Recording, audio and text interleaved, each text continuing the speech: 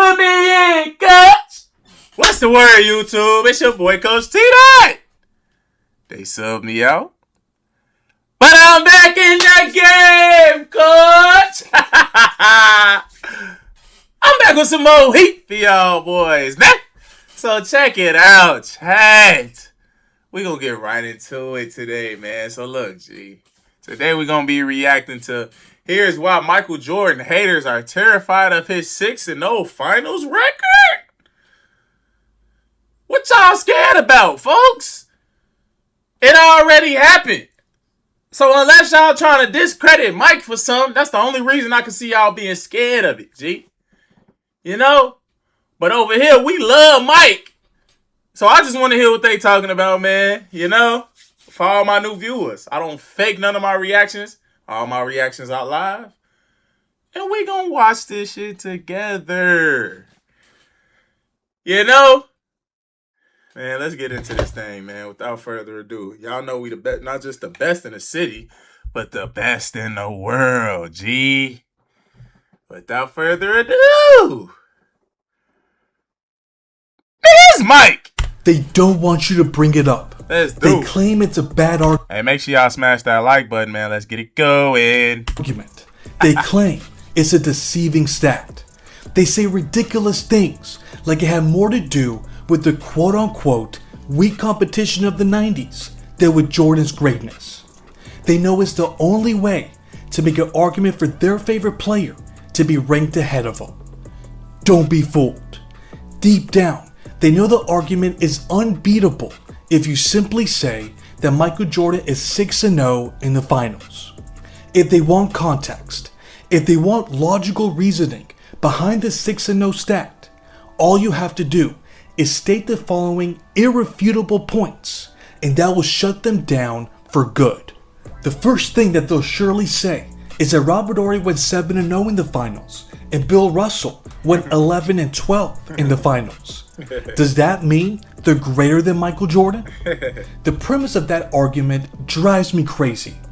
We're talking about two completely different things.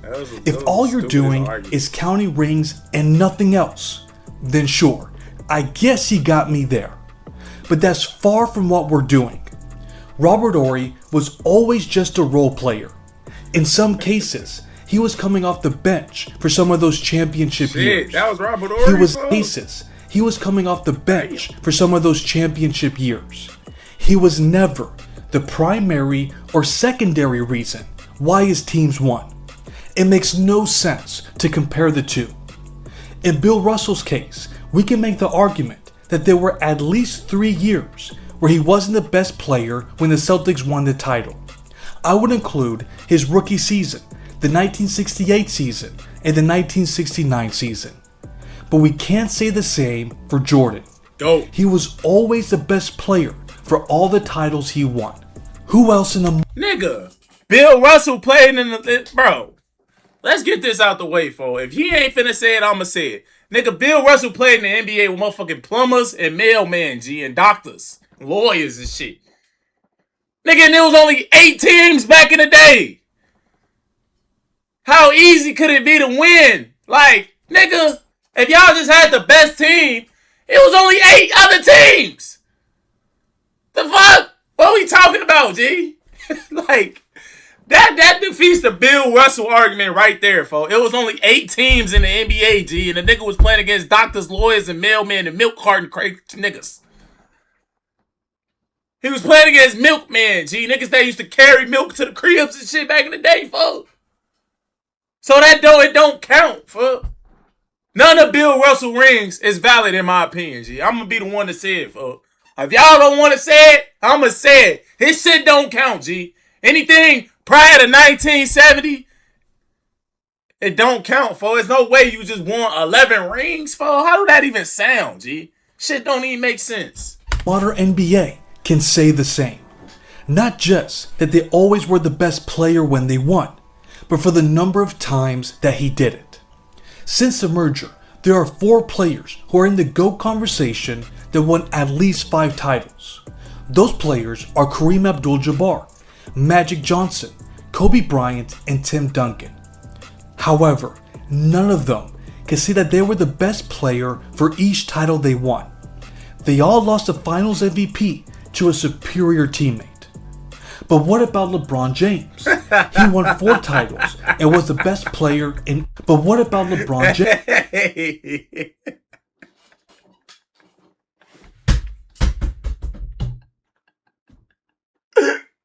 Hey, why the fuck?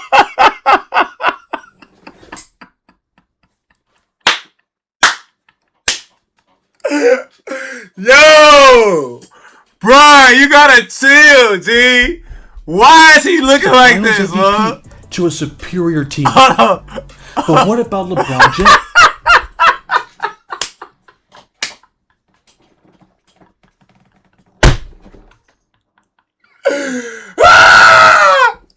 Yo, Brian is top 5, G. He top 5, G. Whatever y'all want to say, he's top 5. That nigga top 5, fool. God damn. Bro, he ugly as hell, fool. Brian, you funny than a motherfucker, G. He won 4 titles bro, and was the best player in each of those seasons. That man is hilarious, bro. He lost in the finals as many times as Jordan won it. 6 times. This is the foundation of this whole argument. It's not just that he won finals but what about LeBron James? He won 4 titles and was the best player in each of those seasons. Here's the difference. He lost in the finals as many times as Jordan won it. 6 times. This is the foundation of this whole argument. It's not just that he won 6 titles. There are players who won more than he did. It's what he did to ensure that he never lost. We're talking about the way he performed. This is where we can say that he is superior to everyone else. Let's start with this fact. There has been no one in the history of the game that's been relied on more by their team to win a title. We can prove this by one simple stat: usage rate. We're going to be looking at the highest usage rate for a single postseason by a player that won a title. Number 1 is Michael Jordan in the 1993 postseason. Number 2 is Michael Jordan in the 1992 postseason. Number 3 it's Michael Jordan in the 1998 postseason. Bam. Number 4 it's Hakeem Olajuwon in the 1995 postseason. And at number 5 it's Michael Jordan in the 1997 postseason. Wow. He has 4 appearances in the top 5 alone. I want you to think about how impressive this is. We're going to use LeBron James as an example. There was one time when he was utilized as much as Jordan was in the playoffs, and that was in 2015. We can see right here, it was just under his 1993 postseason. The question is, how did he perform? He averaged 30.1 points, 11.3 rebounds, and 8.5 assists per game. That's not bad at all. In fact, they're great numbers. But take a look at his shooting percentage. He averaged 41.7% from the field. When he was asked to be utilized as much as Michael was, he turned into an inefficient gunner. He couldn't take on this added workload while also being his normal efficient self. But what about Michael Jordan? In the 1993 playoffs, he averaged 35.1 points on 47.5% shooting, 6.7 rebounds, and 6 assists per game. When he was asked to be utilized more than anybody else in playoff history, he went on to average the most points per game by any player in the postseason while winning the title. And yes, he was efficient. Instead of running out of gas in the finals, he went on to average the highest points per game in the final series, 41 points on 51% shooting. This guy's motor is just insane. He did all this after leading his team to back-to-back titles. This was after he posted a 34.7 usage rate in the 1993 regular season, which is the highest usage rate by any player who won the title in the same year. I just gave you 4 unbreakable records that Jordan achieved in just one season, and we still have 5 more to go. Let's start from the beginning in 1991. What makes this one special? is that he can say that he led his team to a historically dominant postseason. The true greats of the game have been able to accomplish this, and Michael is no exception. He led his team to a 15-2 playoff record. That is tied for the 4th best win percentage for the shot clock era. They beat their opponents by an average margin of 11.7 points, which is the 5th highest mark ever. They accomplished this by beating Patrick Ewing and the Knicks, Charles Barkley and the 76ers, Isaiah Thomas and the Pistons, and Magic Johnson and the Lakers. If you think about it, they were 2 desperate 3-point field goals away from going undefeated in the playoffs. Hersey Hawkins and Sam Perkins stood in the way of immortality. Their 2 losses were both by 2 points. It was a real possibility that he could have gone undefeated in the playoffs. How many players in league history can say the same thing? Once he reached the finals, he made history from an individual standpoint. If you are someone who watches my videos, you know what stat I'm about to mention. But if you are new to the channel, you're going to be blown away by what I'm about to say. In the 1991 finals, he averaged 11.4 assists per game. That is the highest average by any player not named Magic Johnson. You heard that right. Think about all the legendary point guards that have reached the finals. None of them have surpassed that average in the biggest stage. But you know what Magic Johnson never did? Average over 31 points per game while shooting nearly 56% from the field. The numbers don't lie. In the finals, we have never, ever seen a better playmaker. For a point of emphasis, we mentioned earlier that Jordan averaged the most points per game in the playoffs while winning the title. Do you know who's second on that list? It's Air Jordan once again. This came in the 1992 postseason when he averaged 34.5 points per game on 50% shooting. He also added 6.2 rebounds, 5.8 assists, and 2 steals per game. The fact that he holds the top 2 slots proves that he is a superior playoff performer over any player. The ultimate example of this came in the first round series against the Miami Heat. He averaged the insane stat line of 45 points on 61% shooting, 9.7 rebounds, 5 points, Miami Heat. He averaged the insane stat line of 45 points on 61% shooting, 9.7 rebounds, 6.7 assists, 3 steals, and 1 block per game. You can't be serious, G. Dumb was his stats for one playoff series versus the Heat? Bro. Miami Heat, folks. Was y'all niggas even trying to guard him, G? There's no way I just heard what I heard, folks. I think he said 40 against the Miami Heat. Listen. He averaged the insane stat line of 45 points. 45 points.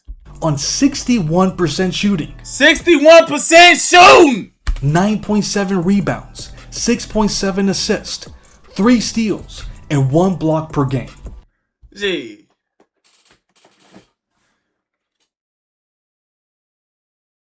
You niggas need to be banished from the record books for sure.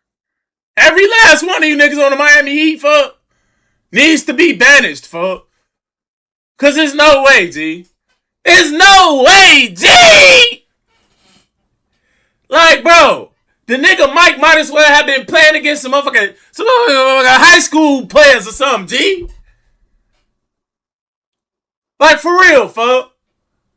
Y'all let him average 45, 9, 6, 3 in a block, fuck. On 61% shoot, G! Hey, y'all niggas, G, y'all need to be ashamed, folks. Banished from the history books, G. If I was Adam Silver, folks, I'm going back and banishing all of you niggas, G. That's probably why these niggas retired Mike Number, folks. I think the Miami Heat, let's look it up, G. I think the Miami Heat retired number 23 for Michael Jordan, G. Miami Heat retired numbers. Look, fuck, they did. Look, number 1 for Chris Bosh, number 3 for D-Wade, number 10 for Tim Hardaway, number 23 for Michael Jordan, folks. Y'all thought I was playing. That's why he did that shit. That's why they did it, folks. Because Mike went absolutely ballistics on their ass in the playoffs, G. That's the only way. They the only team in the NBA that did that shit. Literally. Like, why are y'all retiring another nigga number that bust y'all ass? It was that good. It was that bad, fuck. Hands on your knees. Hands on your knees. Shake that ass for Mike. That's what y'all was doing, folks. Y'all was shaking that ass for Mike, folks. Straight up. Because there's no way, G. Nigga busting my ass and I'm going to retire his number. The players average over 45 points in a playoff series. Now, I know what you're thinking. Wasn't this done against the bottom feeder? The Heat were the 8th seed, and they won only 38 games. Shouldn't that take something away from him?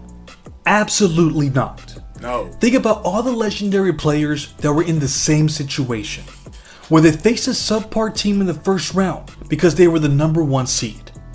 All of them could have taken the opportunity to assert their dominance against their opponent, to send a message that they're the best player in the world. In a few cases, they did that. In others, they saw it as an opportunity to save their energy for the next round. Jordan never had that mentality. He was always in kill mode. No matter who was on the floor, he was always going to give it his all. Oh my gosh. The vast majority don't have that same mentality. The few that did could never match the numbers that Jordan recorded. This is another thing that separates him from everyone else. It's one thing to have the right mindset, and it's another to have the skills to back it up. Michael's one of the few athletes that had both, so he shouldn't be penalized for making history against that team. Let's be real here. If you had the opportunity to make your path to the finals easier, wouldn't you do it? But to have that luxury, you have to play hard in the regular season to gain home court advantage. There are very few players that took the regular season as seriously as he did. That's why the Bulls had the number 1 seed in the Eastern Conference for 5 of their 6 title seasons. But on 2 of those occasions, they made history. In 1996, they won the most games in the regular season and playoffs combined. So when you say MJ went 6-0, make sure to include that he was the leader of the winningest team in NBA history. And guess who has the second best combined record? It's the 1997 Chicago Bulls. They went 84-19. It isn't just that he had 2 separate three-peat runs. As much as they want to dismiss that, it's the fact that the second three-peat is the most dominant 3-year stretch in league history. But that doesn't mean it was a cakewalk. They experienced some close calls that put their title hopes in jeopardy. This is where they asked the greatest clutch player to bail them out.